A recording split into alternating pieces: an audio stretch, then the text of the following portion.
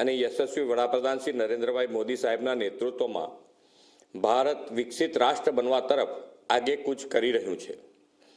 વડાપ્રધાનશ્રીના માર્ગદર્શન પર ચાલીને ગુજરાત પણ વિકસિત ભારતના નિર્માણમાં વિકસિત ગુજરાત દ્વારા અગ્રેસર રહેવા સંકલ્પબદ્ધ છે.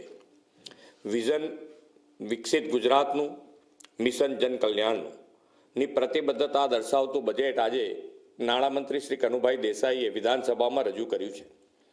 નાગરિકોના માથે કોઈ પણ નવા કરનું ભારણ નાખ્યા વગર રાજ્યના વિકાસની નવી ઊંચાઈઓ સર કરનારું આ વિઝનરી બજેટ છે.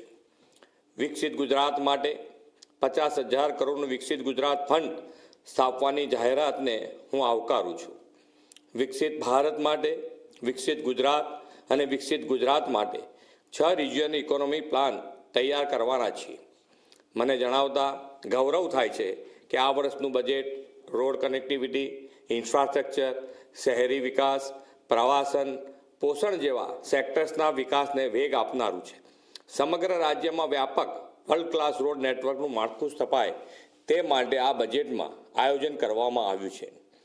નમો શક્તિ એક્સપ્રેસવે સહિત 2 નવા ગ્રીનફિલ્ડ એક્સપ્રેસવે અને 12 નવા હાઈસ્પીડ કોરિડોર વિકસાવવા માટે જાહેરાત કરવામાં આવી છે.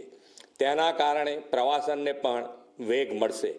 વડાપ્રધાન શ્રી નરેન્દ્રભાઈ મોદીએ ગુજરાતના મુખ્યમંત્રી તરીકે 2005માં શહેરી વિકાસ વર્ષથી રાજ્યના શહેરોને વિકાસની ચેતનાથી ધબકતા કેન્દ્રો બનાવ્યા હતા. હવે તો તેમના વિઝનરી નેતૃત્વમાં ગુજરાત દેશનું ગ્રોથ એન્જિન બન્યું છે અને વર્લ્ડ ક્લાસ સુવિધાઓ સાથે આપણા શહેરો વિશ્વ કક્ષાનો વિકાસ ધરાવતા થયા છે. તેને વધુ વેગ આપવા 2025ના વર્ષને શહેરી વિકાસ વર્ષ તરીકે ઉજવવાનું આપણે નક્કી કર્યું છે.